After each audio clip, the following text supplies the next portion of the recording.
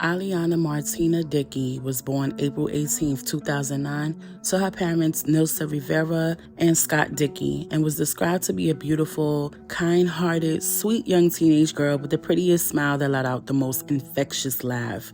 She was the oldest of her siblings and was said to lighten up any room she walked into. While she loved to hang out with her friends, of course, as most teenagers do, she also loved to spend time with her family, going to the beach with them during a hot summer. And she had a creative side to her. She loved to draw, color, and she loved to play in all things hair and makeup. She also had a deep passion for music. She called it a form of therapy for her. Aliana, who had just turned 15 this year, hit a milestone when she graduated from the James Sullivan Middle School and was so excited to be heading to high school. She couldn't wait to make such a significant transition in her young life thus far, and her whole family was just as excited and happy for her. And then the day of the 8th grade graduation came. It was Friday, June 14th. The day Aliana was supposed to be walking across the stage to collect her diploma and stepping into the stage we all remember as freshman year after enjoying the rest of her summer.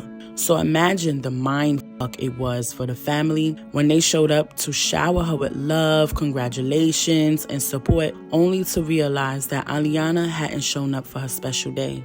In a panic, and for great reason, Aliana's family immediately reported her missing, as they were worried about what could have happened to prevent her from showing up for something so significant. Well, fast forward to later that evening at approximately 6:40 p.m., Aliana's grandmother, along with other family members, went to Aliana's home on Lawrence Street that she shared with her father in Lowell, Massachusetts, and there is where they made the gruesome discovery of her lifeless body in her bedroom on the first floor of the home.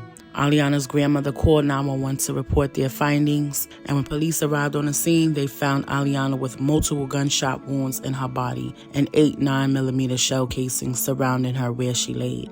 According to reports, Aliana's autopsy revealed all her wounds were in her torso and neck.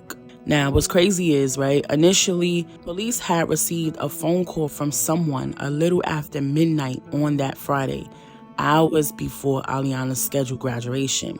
And the person said they heard the voices of a male and female fighting and arguing outside on Lawrence Street. And the caller said they heard a female's voice saying, "Get off me, get away from me, I don't want to be with you anymore." And shortly after the yelling was a follow-up of at least 8 gunshots. Police did come out and responding to the call, but they couldn't locate anyone in the area at that time, according to WCVB.com. So they just left. Investigators were able to get a hold of some surveillance footage in the area, and they did see a female who was later identified as Aliana outside running and yelling for help, with a male walking slowly behind her, following her just before midnight. And then shortly after midnight on the surveillance, you see the male running away from Aliana's home. So clearly ample time had gone by, hours and hours before baby girl was even discovered. So who was this male following her? And was he the one that ended her life? The short answer is yes, he is the one who ended her life. As far as who he is, well, he is Aliana's boyfriend. He is Aliana's 21-year-old boyfriend. His name is Trevor Beatty of Tewksbury, Massachusetts. Aliana's grandmother, Tracy Smith, spoke to police and informed them about Aliana and Trevor's relationship. She described it as a volatile and abusive one. Apparently, Aliana had made it known to the people closest to her that Trevor was very abusive towards her, physically, mentally, and emotionally. She told them about how he would threaten her and beat on her, and there would be times where they would see her with bruises all over her body. According to one of Aliana's friends, Trevor's threats were as recent as June 12th, when he threatened to take Aliana's life as well as her grandmother, telling her that he would shoot them both. And he also told her that he'd shoot up her house and kidnap her. Trevor spent the weekend as his last days of being a free man, up until he was caught trying to climb out of a back window of a Peabody residence when he was arrested without incident on Monday afternoon, June 17th. His charges are homicide, armed home invasion, unlawful possession of a firearm, unlawful possession of ammunition, use of a firearm while committing a felony, and discharging a firearm within 500 feet of a building. I personally believe statutory rape needs to be added on top of that. On Tuesday, June 18th, an arraignment was held at Lowell District Court, and Trevor pleaded not guilty to all the charges against him. The prosecutor requested that he be held without bail, and Trevor's public defender did not object. During the arraignment, Middlesex Assistant District Attorney Christopher M. Tarrant said, quote, "During interviews with law enforcement, friends, and family described a severe abusive relationship between this defendant and Ahliana. She informed others that Trevor had been hitting her and giving her bruises on her body and even a bloody lip." End quote. He went on to describe the final moments of Ahliana's life and said how you could see the bruises all over her arms and legs and a cut on her lip. According to Boston.com, during the arraignment is when we learned that Trevor actually returned back to Ahliana's house at 1:40 a.m. after already leaving when he executed her. What for? Reports don't specify, but apparently he had taken an Uber to come back to Ahliana's house and used that same Uber to take him to New Hampshire to go to his most recent girlfriend's house. The Uber driver spoke to investigators and described Trevor's behavior to be erratic while he was in the vehicle. He said when Trevor was getting back into his vehicle, Trevor was sweaty, he was nervous, and he was blurting things out, something about being set up and how he wasn't the one who fired the weapon. He also said that Trevor used a sweatshirt to open the car door and asked the driver to wipe his door down before exiting the vehicle. It was also revealed during the arraignment that Trevor spoke with a Lowell police detective on the Saturday after Ahliana's homicide. And when asked about his presence in Lowell, he denied being there and told the detective he actually hadn't been over there in weeks. Lying, obviously, especially with him, being on surveillance. We learned that Trevor and his girlfriend went to a Motel 6 in Tewksbury the night of Ahliana's homicide, and they stayed there for a few nights after that. But once he learned he was being sought after, he tried to hide out at the residence in Peabody and got caught up anyway. The courtroom was packed with relatives and friends of the family on behalf of Ahliana. The emotions were running high. People began hurling insults and things of that nature to Trevor, understandably so. Although Trevor was present in court, he was not amongst the people. He was held in a separate area where people wouldn't be able to get to him.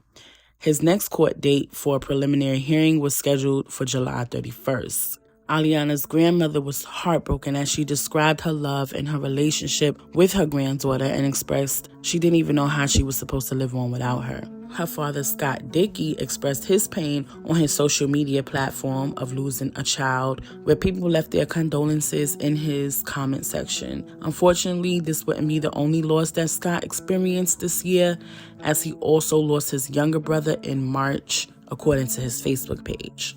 Now, I did try to get an update on what happened at the preliminary hearing. I checked the Vineland website that mass.gov sent me to and the Mass Court's websites and searched this man's name to see if there was any further updates because Google wasn't telling me anything. But I could not find him in the system at all. Now, I'd hate to think that this is because he's out of jail since he was denied bail. I'm feeling like I'm missing something because I highly doubt that this man is a free man walking amongst the public. So as of right now, in the month of August, I do not have any updates about where we are in the process of prosecuting Trevor, unfortunately. Now, just to give a brief history of his background, Trevor did have 2 prior cases that he got off for. One where he was involved in the beating of another teenager, and another where he pulled a firearm out on another man. And just to throw out some statistical facts from a law expert, former domestic violence homicide prosecutor Melba Pearson gave some statistical facts while speaking with Jesse Weber from Law and Crime here on YouTube, and stated that in the last 12 months alone, 1 in every 5 teenage students has experienced domestic violence abuse in a relationship, and the numbers could be broken down even more if you count harassment and stalking. And that is a terrifying fact to think about when it's pertaining to our youth, when it's pertaining to anybody and domestic violence in general. But when it's pertaining to our youth, that's a lot of teenagers experiencing domestic violence in a relationship. Now, as for her opinion about the case itself, she said there's no way that any holes can be poked in this case. And kudos to the Uber driver because his details helped a lot. It helped a great deal. Plus all of the pickup and drop off details with Uber. And on top of that, the surveillance footage. Melba said at best, Trevor's defense attorney could probably just ask for a plea deal, but that's about it. Now, I know as you listen to this story, right, you asking so many questions as your mind is computing the details that were presented to you. And unfortunately, a lot of those answers will probably remain unanswered at this time. I, too, am very curious about a lot of things like, how did she even end up in a relationship with this grown man? And if Ahliana told everyone about the abuse that went on, did anybody try to step in? And if so, did Ahliana tell them to stay out of it? Why weren't charges pressed at least for statutory rape? Where was the family for the entire rest of the day after realizing she hadn't shown up for her graduation if they didn't discover her until almost 7 p.m. that evening? Hi, the future editing Bonita here. I'm interrupting this piece to throw in another question, right? This new girlfriend, because I just thought about it as I'm editing this new girlfriend that he got, I want to know who she is too. And is she also a teenager that's being manipulated by this dusty bum? You know what I'm saying? Like, who is she? Did she know about what he was going to do? It's so many questions, but let's move on. And where was everybody during the late night hours when Trevor was able to commit this crime? If I'm thinking of all the possibilities, probably at work, but why didn't the police go knocking on doors to see if anyone else knew or heard anything if they were told that there were at least 8 gunshots that were fired? Like, it's literally so many questions that I have, and I know that you do too, that's listening to this story. And I know that you guys will not hesitate to lend your voices in the comments, and I encourage you to lend your voices in the comments. And trust me, I definitely understand any vitriol that you have for those that were responsible for the safety of Aliana. With that being said, I do ask if you could please try to refrain from making assumptions because we really just don't know a lot of the factual details behind the scenes.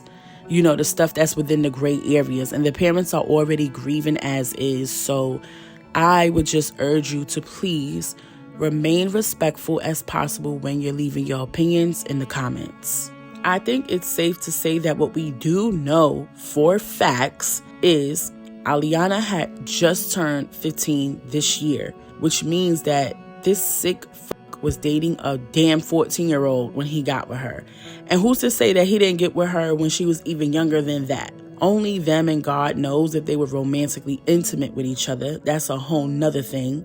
We also know that Aliana never got a chance to make it across that stage and get her middle school diploma so she can at least make it to high school. And what we do know is that Trevor is a predator.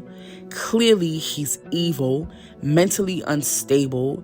He's an insecure bum who could not pull a nice young woman his age, so he had to find a gullible young teenager whose brain still had a whole decade left to develop, therefore clouding her better judgment. And we know that he's controlling because what other reason would you be wanting to date a teenager other than to control her? And then on top of that, you were beating on her and abusing her and talking down on her and threatening her family. He's ashy. He's a sorry excuse for a man. I'm so mad that I couldn't find other pictures of his full face so I can post it. I don't know why he got to sit in a separate section, protecting him. I don't know why people like him gets to have protection, I guess so that they can serve their prison sentence and stuff like that. But I feel like people like that, they could at least get few little kicks and punches and get their licks in. That's how I feel. That's how I see it when it comes to situations like this.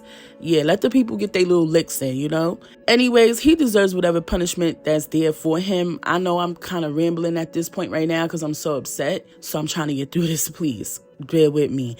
I won't say what I hope for him because only the law can determine his fate legally, while only God can determine his fate spiritually and physically. Now, Aliana's parents did create a GoFundMe to assist them in covering burial and funeral costs. Their goal is set to 20,000 US dollars, and so far they've made over 16,000. So if you feel it in your spirit to donate anything at all, the link is in my description. I want to send my deepest condolences to the family, the friends, and all of those who ever loved Ahliana. This is such a sad story. She was just a baby with her whole entire life ahead of her. And the abrupt ending of her life is unfortunate, unfair, and too soon. However, I pray that her spirit will live on with you all in your hearts forever. Rest in peace, Aliana Martina Dickey. You'll never be forgotten.